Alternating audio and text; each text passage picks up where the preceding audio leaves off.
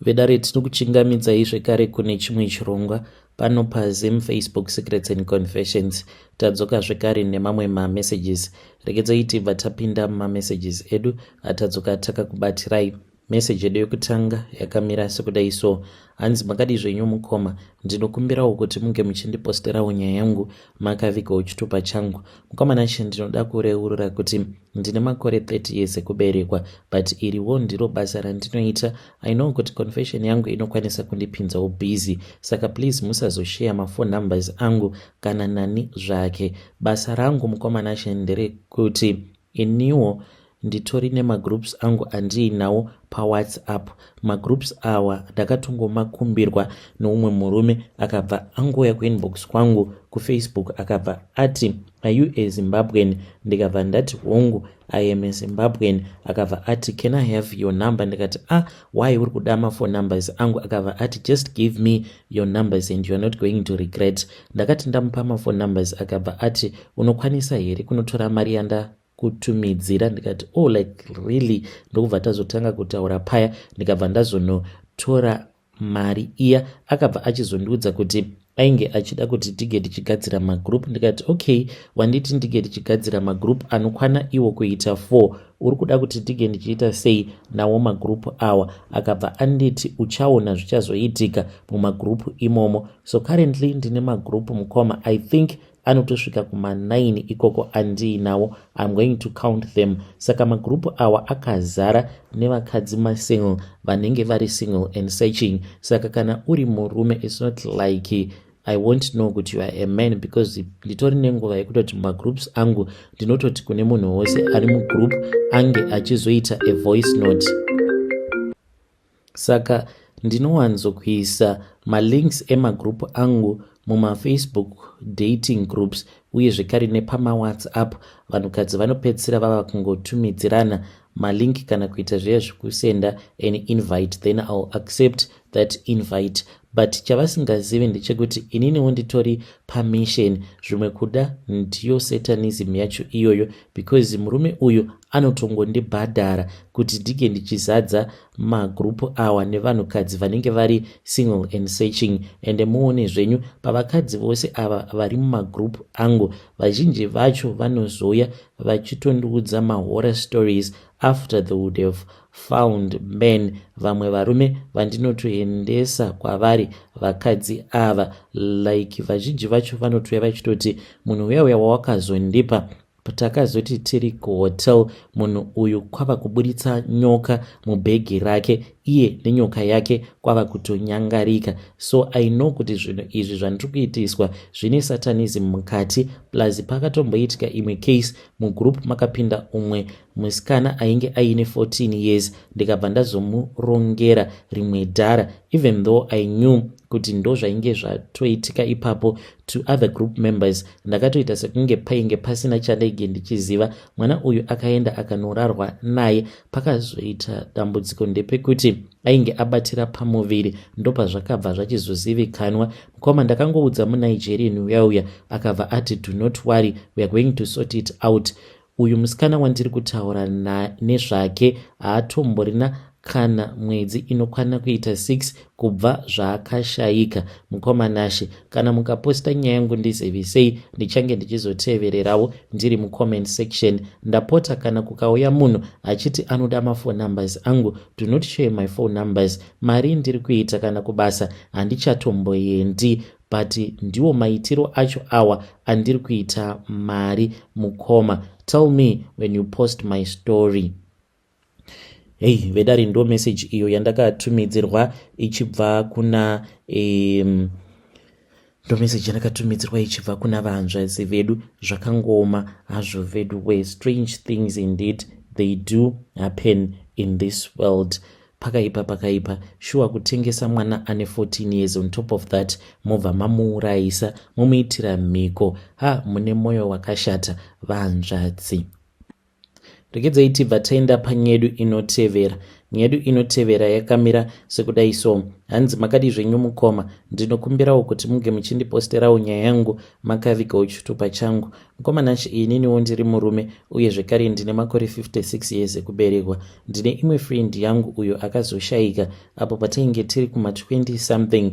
Tainge tichangobva mukuroora tose, tainge takatizirwa nevasikana vainge vari mabest friends. So zvakaitika mukoma nashi ndezvekuti iye ndiye akatanga kupfimba mudzimai wake, iniwo ndikazongoitawo zvekuti handingagodii, ndava kutongopfimbawo shamwari yemukadzi wake. Ndokubva tatizirwa paya nevasikana vedu. Upenyu hwainge huchinakidza chaizvo mazuva ekutanga, asi pakazoita dambudziko ndepekuti wangu mukadzi ainge aine kamwe kabehavior izvo zvaikonzeresa kuti tingogara tichingonetsana at all the times. Ndaizoti kana ndakatarisa bhururu wangu ndaitoona kutoti wake waainge akaroora ndiye ainge achinzi mukadzi pakati pevamwe vakadzi vose. So izvi zvakazokonzeresa kuti ndige ndichizotanga kuchiva mukadzi webest friend yangu, naiyewo ainge ava kutoita achitondipa magood response. Ndainge ndichishanda mubhucha,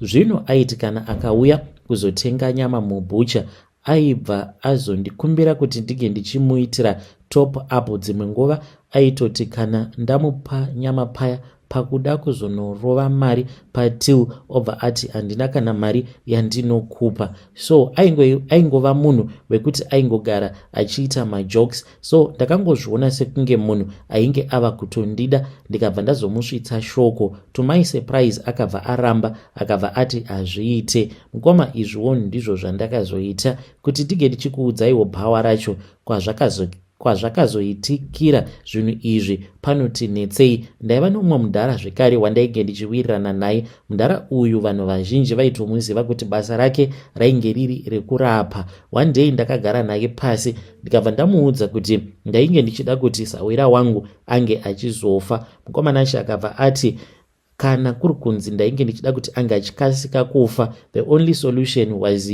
nduru yegarwe. Akabva ati aikwanisa kuiwana, akabva achizondiudza kuti ainge aiwana. Ndakazomupa mari. Nerimwe zuva takatoenda kubhawa kuya, ndokubva ndazokasika kuchaisa kwava kuenda kumba, ndisingade kuti kana uyu shamwari wangu azourawa inini ndisazonzi ndini ndamuurayisa. Ndakatosvika kumba kwakachena, kana mudzimai wangu akatoshamisika because ndaiva munhu wekuti kana tikaenda kubhawa ndaizotodzoka kubhawa kana ravharwa mangwana acho makuseni. Musi wacho iwoyo by 4 PM ndainge ndatova pamba zvangu ndichinwira pamba ndichitofara nemhuri yangu. Mukoma nacho ndipo patakazonzwa yava mhere kochi zvikabva zvazonzi shamwari yangu ainge atisiya, ainge aisirwa nduru yegarwe mudoro, ndokubva ashayika paya. Mukoma nacho mushure mekunge ashayika ndakabva ndachizotanga kutaimira mukadzi webest friend yangu. Iniwo chandainge ndisina kuziva ndechekuti mukadzi webest friend yangu ainge akatozodzawo shamwari yangu chirwere. Apa makore acho ndipo paya pavainge vachaiti shura matongo. So chakandinetsa ndechekuti zuva iro randakazomupfimba zvekare ndichizotoita wekutomanikidzira because ndakasangana naye huri husiku achitobvawo kwaainge achibva, iniwo ndichibva kubasa. Ndakamubata ruoko ndikanzwa kuti maoko ake ainge achipisa kuita kubhoila chaiko. Ndakangoti zvimwe kuda munhu ane muviri unodziya, ndikatoti zvinoreva kuti ndichatapirirwa naye. Musi wacho iwoyo akabva ati zvainge zvisingaite. Then mangwana ndokubva ndachizoenda kuya kana pfungwa dzekuti ndige ndichizotenga maprotector ndainge ndisina. Ndakaenda kuya, munhu akatanga kugeza pamberi pangu, ndikati nhasi uyu ndinoita kunakidzwa naye. Tapedza tikabva tasika bonde redu pasina kana kumboshandisirana dziviriro. Ndipo pandakabva ndazodzokera hangu kumudzimai wangu ndikabva ndachizotanga kunetsana naye because ndaike ndava kumuona sekunge chinhu chisitomborina kana basa zvachose. Mukoma nacho ndakaramba ndichingosangana pabonde nemukadzi webest friend yangu wekushayika uyo ndisingatozivi kuti ndiri kungoenda ndichingonomora chirwere. Zvino pandakazovhunduka mukoma ndeapo pandakazonzwa zvichinzi ainge ava kurwara neTB. Akatombogara mukoma muchipatara nayo TB iyi. Akati achinonopora kudai ainge ava kusatarisika ko iko kuonda. Mukoma ndokubva achizonzi ainge ava kuendeswa kumusha uko kwaakazonoshayika. Ndakazobatwa neimwe stress, ndava kutanga kuzvibvunza mibvunzo yakawanda. At that time mudzimai wangu akabva arwara zvekare, haana kana kumboita nguva refu mudzimai wangu ndokubva ashayika naiyewo. So iniwo pandiri handitozivi kuti ko ndakazopona sei. Chirwere nditori nacho kana ndikatoenda kuchipatara nditori nechirwere, but vanongoti CD count yangu iri right, zvekuti hapana need yekuti ndige ndichinwa mapiritsi. Kubva zvakaitika zvinhu izvi mukoma, handisati ndakamboisa chinonzi ARV mumuviri wangu, kungochengetedzwawo naMwari, asi mhosva ndinayo mukoma, ndakaparira dzinza rekwangu ngozi. Saka ndikudawo kuti mhuri yeZimbabwe inge ichindibetsera, like kana wakaurayisa umwe munhu vedzinza rako ungagara navo sei pasi kuti unge uchivaudza nyaya iyi seyandakuudzai mukoma Nashi, pasina kuzoburitsirana matemo, because ndinotya kuurawa. Kana mukaposta nyaya yangu ndizivisei, ndichange ndichizotevererawo ndiri mucomment section. Ndadzungaira ndiri muno muSouth Africa apa nezera rangu, shuviro nditori nayo, shuviro yekuti ndinge ndichidzokera kumusha, but handina mukana wacho iwoyo nekuda kwenhamo iyo yandakatarisana nayo. Vedare ndo message iyo yandakatumidzirwa ichibva kuna mukoma vedu avo. Ngatizamei kuti tinge tichitaura navo mukoma vedu ava mucomment section. Strange things indeed they do happen in this world. Zvakangooma hazvo vedu we. Regedzai tibva taenda panyedu inotevera. Nyedu inotevera yakamira sekudai so. Hanzi makadi zvenyu mukoma, ndinokumbirawo kuti munge muchindiposterawo nyaya yangu makavigawo chitupa changu. Mukoma Nashi, inini ndiri mudzimai uye zvekare ndine makore 32 years ekuberekwa. Ndauyawo pano ndiine confession yangu iyo yandiinayo. Mukoma, ndiri kurwadziwa. Nawo munhu kwava kundibudira pachena akabva anditi baby, ndine nyaya yandikuda kukuudza. Ndikabva ndati it is okay. So akabva ati zvinotinetsei, zvinotoda kutoti unge uchiuya kumba kwangu. So I have been dating this guy. Most of the people won't believe me, but I have been dating this guy for nearly 4 good years right now. So it was the first time pandakaenda kumba kwake, like takazoti tasvika kumba kwake ndipo paakazoti baby, pane zvandoda kuti unge uchizondibatsira nazvo. Ndikati anything for you. Akabva ati unoda here kuenda kuNigeria? Ndikati kuenda kuNigeria kunoita sei? Akabva anditi ndine chikwereti. Ndikati uri kukwereta aniko kuNigeria? Unozviziva here kuti maNigerians are very dangerous? What have you been dealing with them? Akabva anditi no, it has something to do with spirituality.